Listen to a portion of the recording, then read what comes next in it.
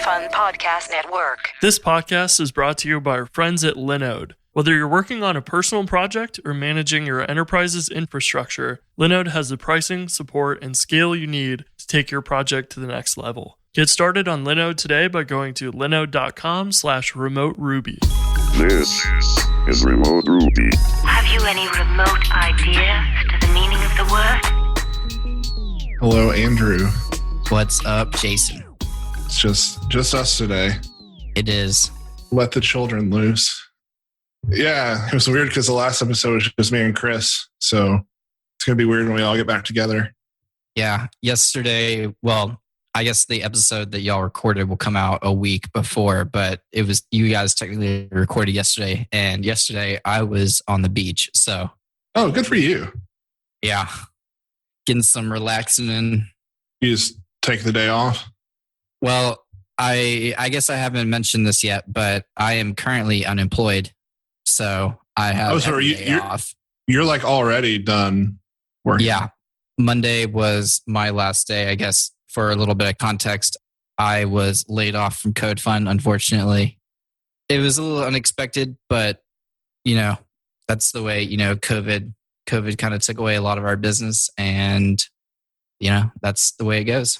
Yeah. When you sent me that message that was happening, I was pairing with my coworker and I just yelled an expletive. I was like, oh, I'm not going to say it, but I was really bummed for you. But how is the job search going?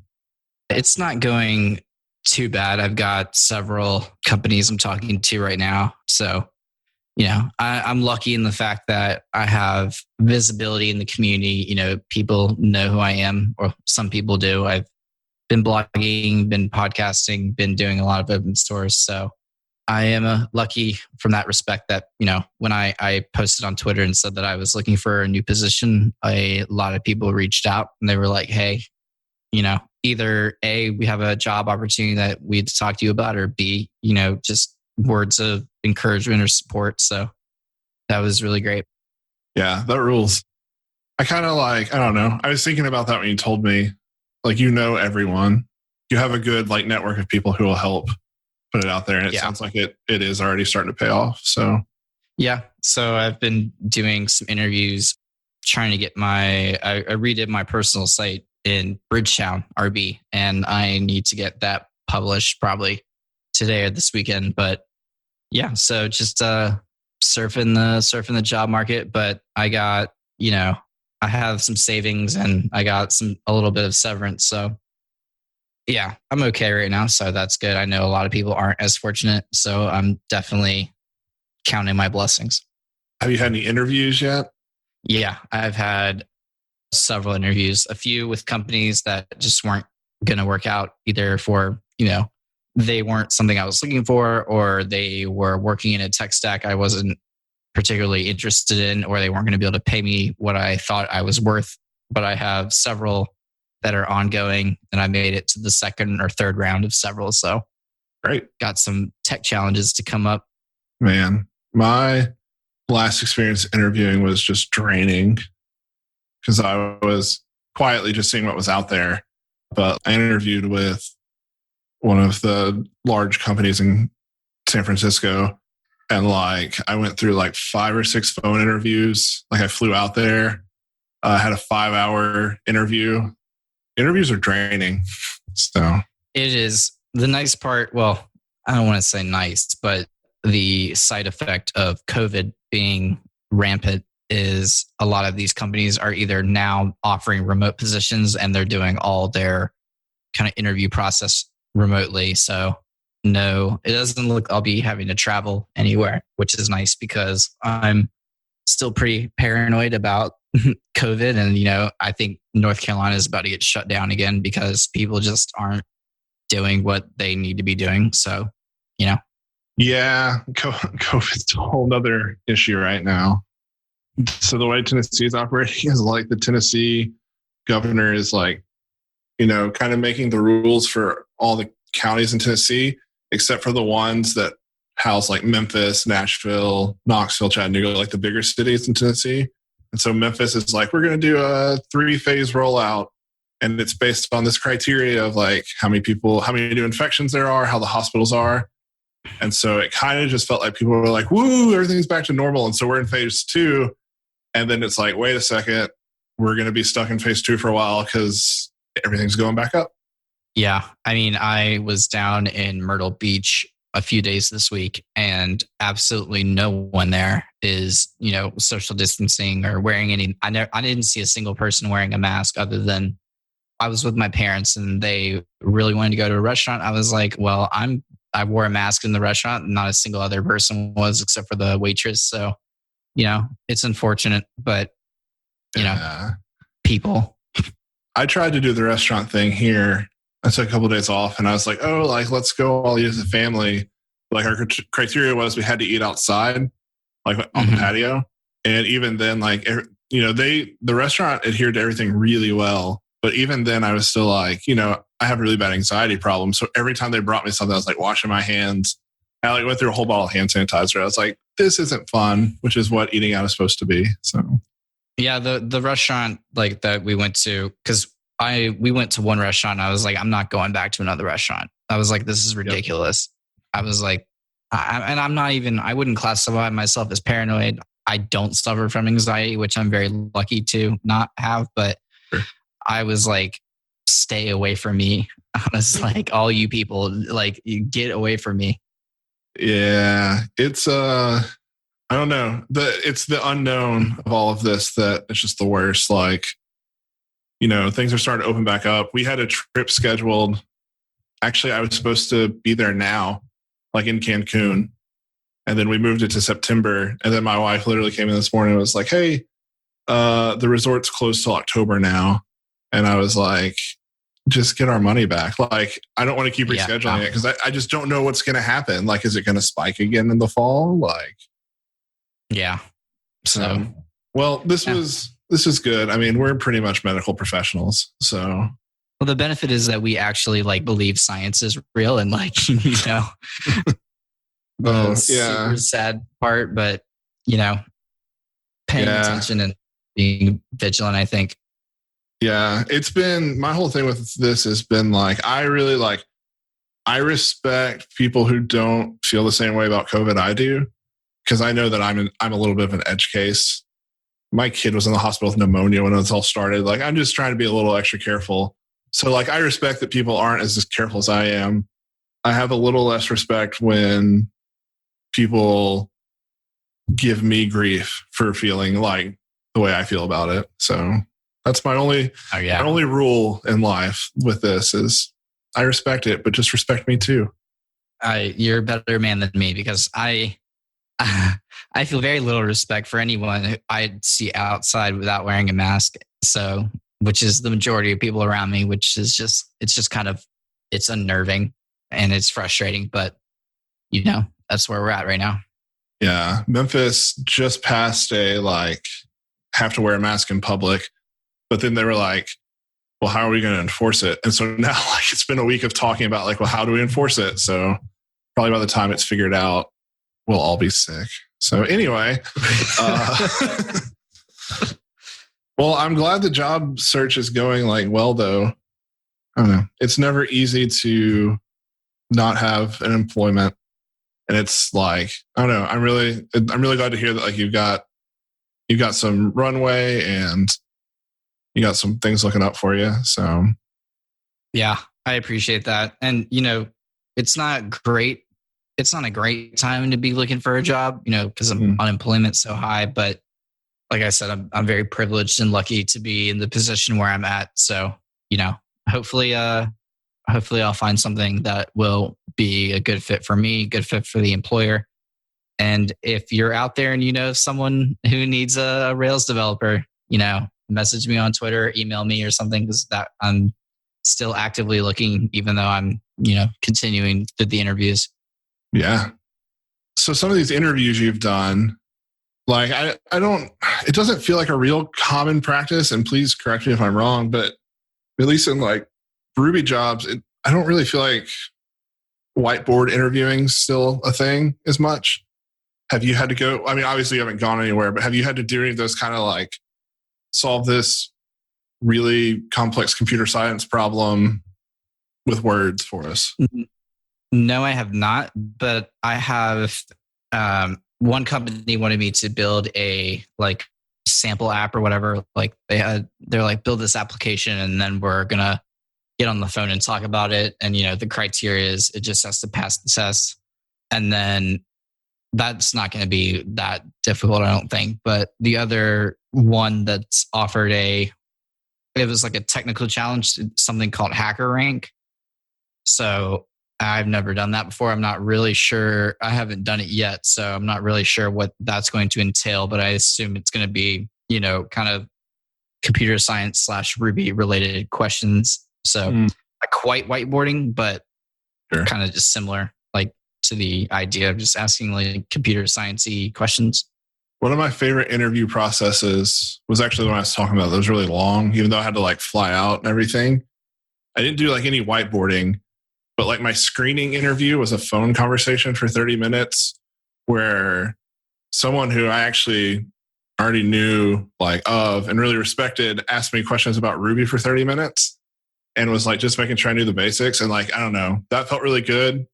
And that was a good exercise because I was just talking about Ruby. And then the next step was like build this sample app. Here are the requirements. Like one of them was build this Rails app. You have to use SQL, the SQL gem instead of Active Record, and it needs a React front end. Like that was a fun challenge. Like I like building things. So I don't know, it kind of made that process fun. I like that better than the drilling of, okay, build this linked list for me and explain to me how I would change this value here. Yeah, I don't miss that. Oh man, linked lists. See, I would have to go like, cause I graduated a computer science degree, but I thought most of the things I was doing were pretty useless. So, cause like it wasn't applicable. I was like, when am I going to need this? But well, here we are. This is when you need it apparently, which just doesn't make a ton of sense. Yeah. Just for the interview, which I mean, I've gotten at this point, I've had 2 full-time jobs as a Rails developer, and I've not had to do a tech challenge for any of them or really much of an interview process because the first one, I was an intern first, so they already knew what I could do. And the second one was Code Fund, and Nate and I had been pairing on the weekends, so he already knew what I could do. So, oh, that's nice. Yeah. So the already knowing what I could do part has been what's gotten me, this far already. So having to start completely over from scratch and just, the person on the other end has no idea what I can do. It's been a little, nerve-wracking, a little frustrating, a little scary, but you got to do what you got to do. Yeah. The last job, or the one I keep talking about, I thought when I went out to interview that I was going to have to like brush up on all my CS concepts. It's like I didn't finish my CS degree, but I went through a lot of CS classes. So I was like digging out my old books, like studying up on like data structures and, OOP fundamentals, things like that. And then I got there and I didn't need a single bit of it. I was like, damn it, what a waste of like time. But yeah, I mean, so far the interviews I've had, because like I said, I'm about to do these technical challenge, but the interviews so far have been pretty straightforward. Like, who are you? What's your experience? What are you looking for in a company? What are you looking for this? And like, how do you think you would fit in here? And, questions kind of like that, more like soft skills, and then explaining experience and stuff like that. That's cool. That's good. I'm curious to hear how the Hacker Rank thing goes because I've heard of it. I've obviously never done it. So I'm excited to hear what that's like. Yeah, I've heard of it as well. And I guess I'll have to follow up and let you guys know because I don't even know what I'm really expecting yet. So what have you been doing outside of, so you said Monday was your first day of unemployment and you've been interviewing, you've been working on anything just for fun outside of that? I've been taking a little bit of time away from the computer, but I said this a little bit earlier that I've been redoing my website with BridgetownRB and Tailwind and a little bit of Stimulus. So that's been a really fun deep dive. I'm really happy with that. I didn't fully grasp how cool I think Bridgetown is when we had Jared on the show. But I've been watching it, and like the way that project's being run is so cool. Like it's got like the perfect amount of like new features, hype. Everything's really well done. It makes me want to rebuild my site that I don't blog on, that I don't even check anymore, just to have something to build in Bridgetown. Yeah, I really didn't need to redo. Well, I've been trying to make my own site since I learned how to become a web developer back in college. And I'd never, ever finished it because I would get almost done, but be not happy with something. And then I just never finished it. So I've redone it multiple times, never published it. But recently, Dev.to integrated with StackBit, which is a tool to help you make, it's like a generator almost to help you make your website. And it's really cool. We can go in a little bit more about what StackBit is, but I think if you're interested in it, you should just check it out, like stackbit.com. But they integrated with Dev.to. So now you can turn on a feature in your Dev.to settings. So every time you publish Dev.to, it updates your personal website that you generate with StackBit with the blog post. So my current site right now, which is at andrewm.codes, is just that. It's just a simple website that is hooked into Dev.to. And, that worked great because I was like, I don't have to worry about it. I'm done. I'm not doing anything else. This is it. Just hit the button, be done with it. You have it out there. It has like contact forms and, all the stuff you kind of need. It's hooked into Netlify. So that's been great. But I wanted some more control, and I was in Gatsby, and I've decided like now that Bridgetown exists, I don't need to use Gatsby because Gatsby doesn't make a ton of sense to me all the time. And I can work way faster with Bridgetown because it's so much more simple and I understand it a little bit better. So, because I guess it just kind of makes sense to me because I'm a Rails developer. So I started over and I got it up super quickly. Like I was blazing through kind of features. I was not really using Tailwind UI, but maybe pulling in a thing here or there. But that was going great. I found a really cool tool called Tailwind Builder. I think it's what they call it, or Tailwind Build. This it's like a drag and drop. Right? Yeah.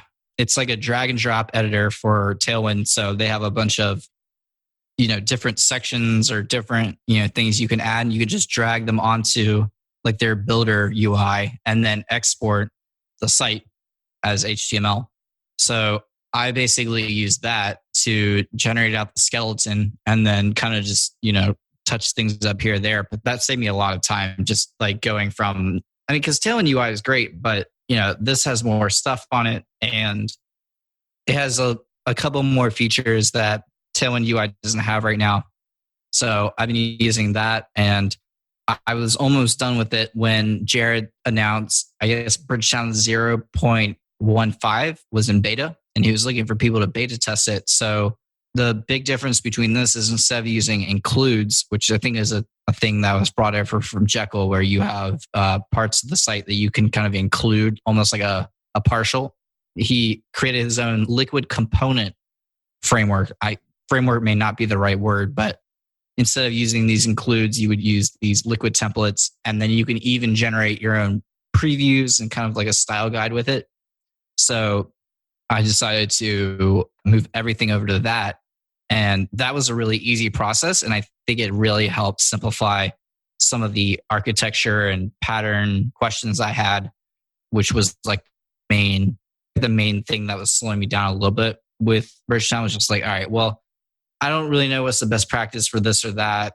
I think I was basically following the kind of architecture and the patterns that Jared was using in the actual Bridgetown website, which is also a Bridgetown site. But overall, like super happy with it. Jared's doing a great job from a community standpoint of, providing resources and just writing good documentation. And I see more and more people kind of coming over and experiencing it and being like, oh, this is awesome. So big shout out to Jared. We had him on the podcast two or three episodes ago, maybe 3 or 4 at this point. And I highly suggest listening to that and then giving it a try. It's really get up, and I've had a lot of fun. That rules. I should do it. I should just take the time. Especially like with how easy it integrates with Tailwind. That was always my pain point with Jekyll. So I would try to use something like Gatsby, and I'd be like, what the hell am I doing? Like, I don't know any of this. And so I've mentioned this several times before, but there's a Jekyll Tailwind theme. Like, it's not even a theme. It's just like a starter kit that someone made. And I use that like religiously. But yeah, I've been working on my field help app. And so I think it's time to launch it. And so I think that would be a good marketing site. Use it with Bridgetown and Tailwind. Yeah. And I wrote a blog post on how to integrate Tailwind. And I've had people do it, and someone found one issue with it that I fixed. So now that's fixed. It's on Dev.to. We can link it in the show notes, but that should get you up running pretty quickly. And my site is open source as always. So you can check that out. And the BridgetownRB site is actually inside the BridgetownRB main repo. And I think that's a great resource as well. That's also really cool about the fact that you can post on Dev.to and it will just go over to your website like that. I don't know. That's one of the things that stopped me from writing on Medium back when everybody was writing on Medium, was that I didn't want to copy and paste it over because I'm lazy. And then Medium turned out to be a dumpster fire for people. So that's really cool. Good on Dev.to for that. And that's not... Oh, sorry. I was just going to say that's not a Bridgetown specific feature. That's if you'd use StackBit, but I'm actually working on a tool to like pull down just using the Dev.to API to pull down the posts. I used Andrew Mason tool the other day. What was it? It was the standard GitHub action, maybe. Oh, yeah. Yeah. I haven't touched that one in a while. Well, it works still. So good job. Well, that's good. Used it here. I think maybe on my other project, Hope Grid, I like finally set up my test to run on GitHub. And I was like, well, I'm here. I'll just have it run standard too. So good work. Yeah. Good job, Andrew. Thank you. So there's been a thing that's been percolating in my mind for the past couple of weeks. And, you know, I've been talking to one of my coworkers about it. We were talking about Tailwind UI. And so I started my field help project, which is like just a help docs software, in November before Tailwind UI was out. And so I built it on Tailwind. Like, this was before ViewComponent for Rails was out. So I have like partials that represent like cards that are, to me, just classes that are Tailwind classes that I apply together into another class name, like following the Bootstrap convention. And so I'm really happy with how the UI looks, except anytime I want to change it or add a new feature, because like it was really hard for me to get the UI to that point because I'm not a designer. So like I really struggled and was like a perfectionist. And, you know, Tailwind UI is made by professionals who put in all their time to make it look good. So I've been trying to weigh the cost of putting Tailwind UI into this app, which means I need to rewrite all the screens pretty much. But another thing in my life now is ViewComponent, which I really like. And so I'm like, man, it would be cool if I just wrote these as ViewComponents that I could then reuse in my other projects, right? So I just wanted to talk about that. I wanted to see if, am I crazy for wanting to rewrite this in Tailwind UI? B, have you done any of this ViewComponent stuff? Otherwise, I want to jam on like, how could I make these components in such a way that I can use them in my other projects, but still like override their classes where I need to? So take anything from that and start talking. So I have the same dreams and aspirations as you. I've actually started working on a gem. maybe it was an engine, I can't remember, but it kind of do the same thing. There's also a gem out there that is doing this. It's not with Tailwind specifically, but it's showing how to use view component in this way. So I'll find that and we can link in the show notes. That would be probably a good place to start. But yes, I think that is a great goal. And it's something that I'm currently thinking and trying to do as well. And I think the key though is I think it's easier to plan out your components first and then start pulling this stuff from Tailwind UI into it. I think like a wireframe would probably be the best way to go with that. And I would also say one thing that I have heard about from others, but also am trying to stick very true to as well, is making sure your components do not have white space included with them. So a card shouldn't have a mark around it. Like if you margin around your card, you should add that whenever you're laying out that screen, just because you're going to run into issues. You're going to run into issues if you don't. Like if your card has like a margin bottom 4 or, whatever. If it pushes outside of the card or whatever component you're talking about, I find that if you don't include the white space in the component itself, you're going to have less issues down the road. Makes sense. So like one of the things I was working with was I was like, well, I'll make like this navigation component. And it very quickly became very specific to my app, right? And so, obviously, maybe there should be some balance there where like I should just try and ship my thing and come back and do that kind of stuff.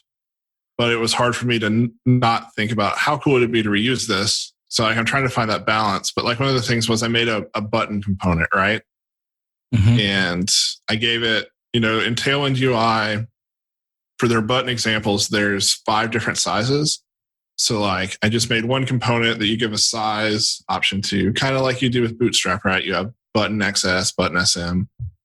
But then I was like, okay, I want this background color to be blue by default, but sometimes I want it to be red, right? And you have to really think about that because from my understanding of it, if I were to put like BG red 600 and BG blue 600 in the same button, it's actually going to be like a cascading style sheet. Whichever one was defined first is going to be the one that's applied.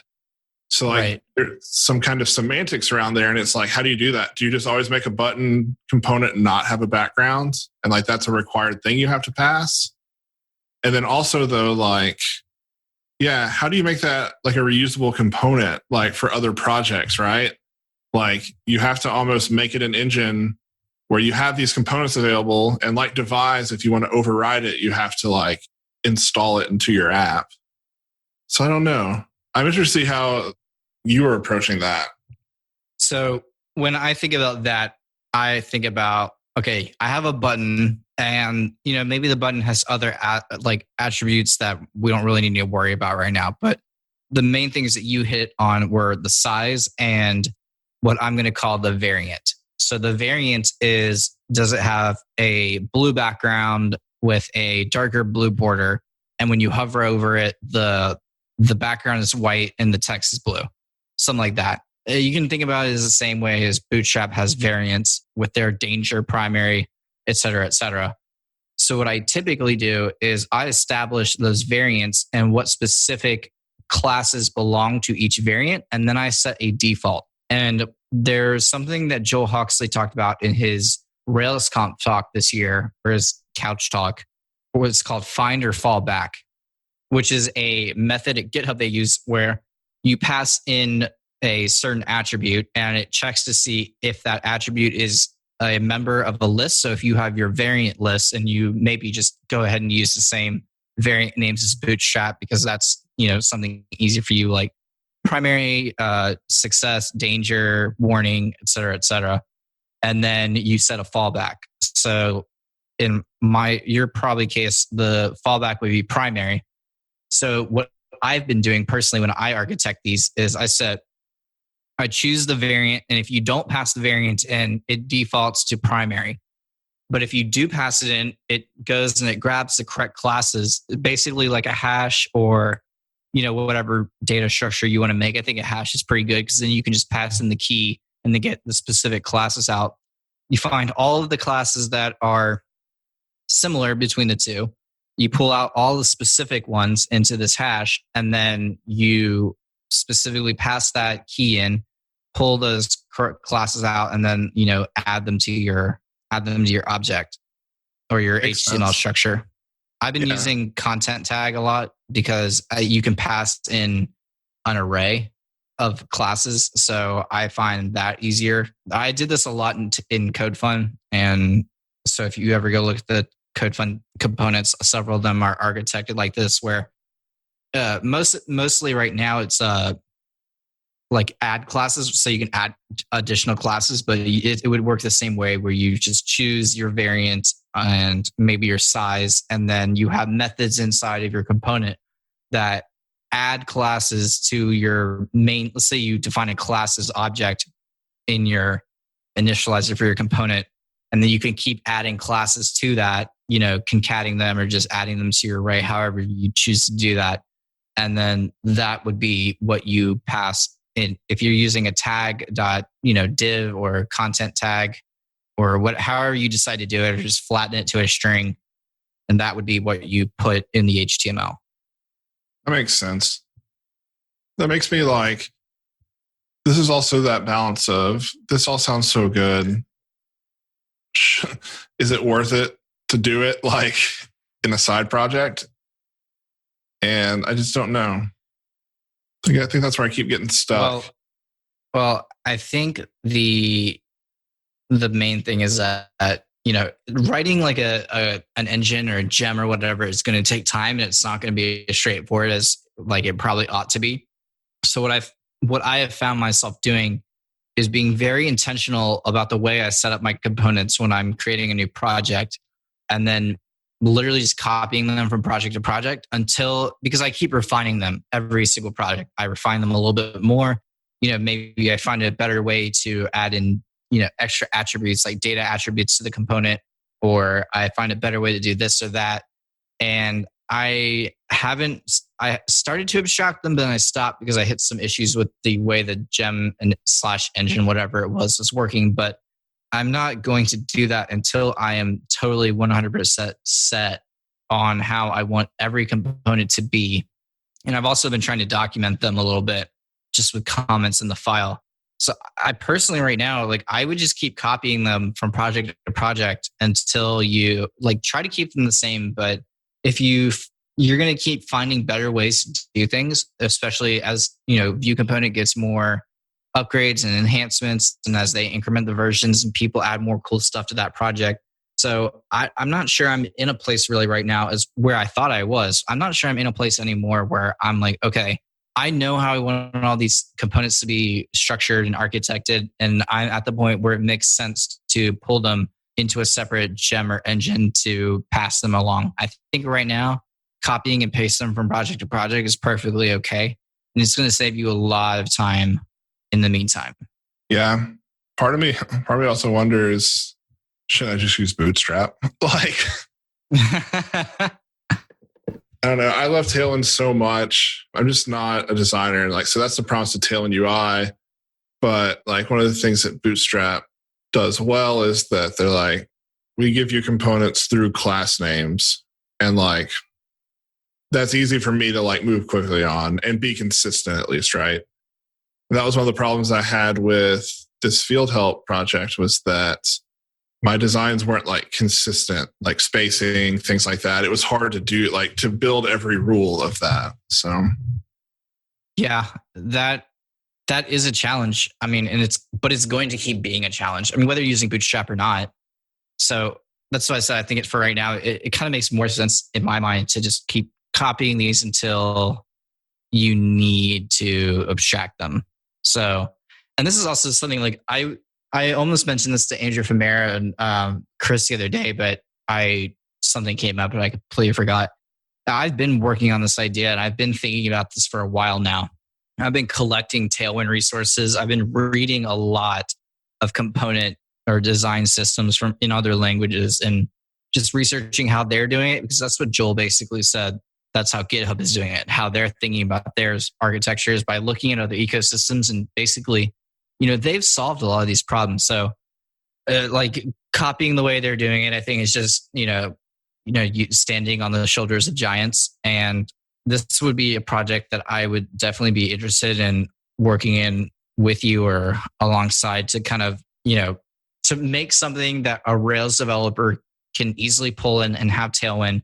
See, but this is also the problem with Tailwind UI is that not everyone has access to it, and you don't want to give access to people who haven't paid for it because that's not right. We want Adam and Steve and all of their team to get the money that they deserve. So when I've been thinking about an open source view component library, I have not been using Tailwind UI. I've been using there's open source versions there. I'm trying to think, is like Tailwind Builder not that's something else. There's Tailwind Blocks or something like that, which is like an open source version of Tailwind UI. So, I mean, that to me, that's the issue. Like, I wouldn't want to give away like anything that I've paid for that someone else hasn't. But yeah, that's what my coworker and I were talking about too, because we were talking about like sharing in between each other because we both paid for UI. We were like, we could just share with other people if they can just prove to us they bought it. Like, we'll just add them to the repo or whatever, right? But yeah, then I started doing the work on it. I was like, this is a lot of things I haven't thought about until you try to go do it. So like maybe, I don't know, maybe it's not even worth me like trying to componentize everything. Maybe it's like, here's a button. Okay, that's the thing I use a lot, right? I use buttons everywhere. I'll make that a component. The navigation, well, I'm only going to use that once in this project. So like maybe I shouldn't try and figure out how to make that a component. Maybe that should just be like a partial. So, yeah.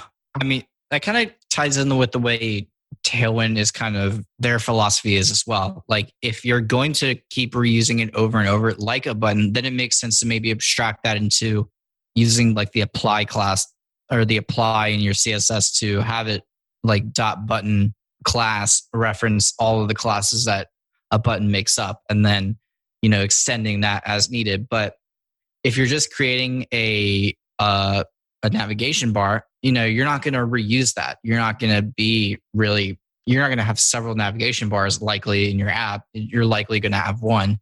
So it doesn't really make sense to not just have like that blob of all those classes in your HTML. And I kind of think about that the same way with components. But I will say I do abstract the navigation bar into a component simply for the testing. So and for the preview functionality, and I've been working on a kind of like a style guide system, so you can see all the types of your components, all the variants, maybe, and then see the code and maybe some best practices with using it, things like that. So that's something I've been continually working on and continually trying to think about. But yeah, it's a hard problem, and I don't think that starting from a place where, okay, I've abstracted everything I think I need into a component system or into a gem or into an engine or whatever is necessarily the great way to go, because you're going to keep hitting these things like, oh, I didn't even think about that. Oh, well, this has white space on it. And in this instance, I don't want it to have white space on it. So I that's why I said I think it's easier to start from as you're laying out your layouts, then pulling them into components or doing like a simple wireframe or doing a simple mock-up and like, okay, this is a component, creating those components and then placing them in your layout and then seeing like, okay, did I miss anything? Is this great? If not, then you can quickly iterate there. If it's in an engine or a gem, you're going to have just such a larger time like having to go back and change things. So that's why I think keeping them in your app until they're at a really great place and then start thinking about abstracting them is kind of like where I'm currently sitting on that idea. Yeah. I just need someone to talk me down because like, that's always my problem is I want everything to be like perfect and right. But to a fault, like to a very bad fault. So Yeah, I mean, I'm the exact same way. So as someone who's already traveled down the road you're thinking about traveling on, don't do it. This is me talking you down because you're going to waste a lot of time and you're not going to get, at the end of the day, you're not going to get the stuff you need to get done. So I would say once you're done, once you have your components, then start thinking about abstracting. I think this is definitely a case where abstracting too early is going to cause more work than it's going to be worth. Yeah. I mean, it's already discouraging me. So I would like to say I'm coming from probably a very pessimistic place because I've just been so interested in this and thinking about it so much. And then I tried to start creating a gem and I had issues with it.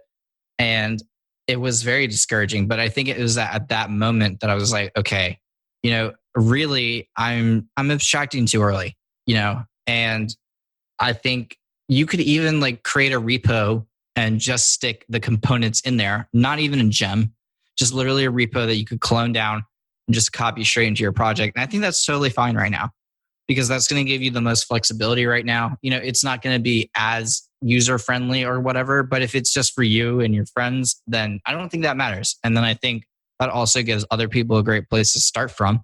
And then who knows, someone who is better at this stuff than me or you can come along and be like, oh, here's how you can quickly turn this into an engine that's easily configurable. Because like you kind of brought up earlier, one of the big problems with using engine is what about when you want to eject from it? What about like, okay, I need this component to do something different. Well, then you're kind of, you either have to override it or you have to pull it into your own app. And that's just kind of a pain. So if you think that you might have to do that anyway, having a repo that is just like a components folder with all the components in it, and then maybe like, a README or something documenting like all the components, how like a simple example, or maybe including the tests with it. I think that's a great place to start. And it's a place to start where there's not going to be a lot of friction and not a lot of time wrestling with like, why won't this freaking engine work? Yeah, no doubt. Oh, this is good. Like, really what I should do is if I want to use Tailwind UI on this, I should just implement it and just put it in there. And if I'm like, oh, this is the second time I'm using a button, which will happen pretty quickly on, like, okay, I'll just put this in a component. I won't try and think of every variant I'll need. I'll just put like a primary variant, right? And keep going and be like, oh, wait, I already copied this component over somewhere else. Like, okay, maybe this is time to go ahead and make this one too. Right. And I think if you're using Tailwind UI, the structures that they use are like awesome place to start because you're like, okay, I'm going to need this card section. Like if you're building a blog, for instance, you're like, okay, I'm going to have this landing page and then I'm going to have this call to action. And then I'm going to have these like blog post cards. And then I'm going to have this and that. If you kind of lay it out in your mind or on like a piece of paper, just like a simple wireframe, or what is that thing they call it in Basecamp's like project management document that have like breadcrumbs or something like that. If you just lay it out in the simplest way possible, then I think all that you're going to be able to see like, okay, I need structure here, here, here, and here. Let me grab those out. I think also a great way that I've been doing it is looking at other component libraries. Like one of my favorites is the React Bootstrap library. I mean, like, okay, typically a lot of the things that they're going to have in that list are things that I'm going to probably be using in some way or shape because for better or worse, I kind of think about things in a Bootstrap-like manner. So cards, alerts, buttons, modals, I think those are things you can go ahead and create as components to begin with because you're going to be using them and then tweaking them as you need to. That makes me encourage to keep going with Tailwind UI because I was kind of talking myself out of it. But like the thing is, I think I'd find a lot of value in using it. I definitely don't want to keep going with my ad hoc design system I made because like it's hard for me when I want to add new features. I do get inspired by just going to Tailwind UI, looking at example, and be like, yes, like I can display this data this way, or I organize it this way. Where when I do it, it's like, oh, I'll just stack this here under this thing. Yeah, that's what I personally have been doing, and I've found a lot more success with it. Just not worrying about the abstraction, using Tailwind UI, and having those patterns, but making sure to abstract those patterns when it makes sense. And, I love Tailwind UI. I also like some of the open source versions I found. So, I'm going to keep doing that. What was the name of the Tailwind UI, like the open source alternative to it? So I will find that, but I will say right now there's an awesome list. It's called Awesome Tailwind or Awesome Tailwind CSS. And that is where I typically find a lot of the things that I like to use. Now, the specific thing I was just talking about is called Tailblocks. And I will include a link to both of these in the show notes. But I also have a list of some other ones that I can try to find. But this Awesome Tailwind CSS list on GitHub is where I typically find myself browsing, and also just browsing they have a lot of examples of sites using it. I found that very helpful just to see, what other people are doing. But yeah, Tailblocks is specifically what I was talking about. And I really like that. It's a really nice open source alternative, I think. And they look really nice. So very cool. Well, I mean, that's about all I have today. I don't know if you've got anything else you want to chat about. No, I think that was pretty refreshing. It's good to talk again, especially because I've been, huddled. Either I've been actively, relaxing or just huddled behind my computer trying to find interviews. So it's been good to talk to another human. Well, I'm glad to be the human you talk to. Thanks, Jason.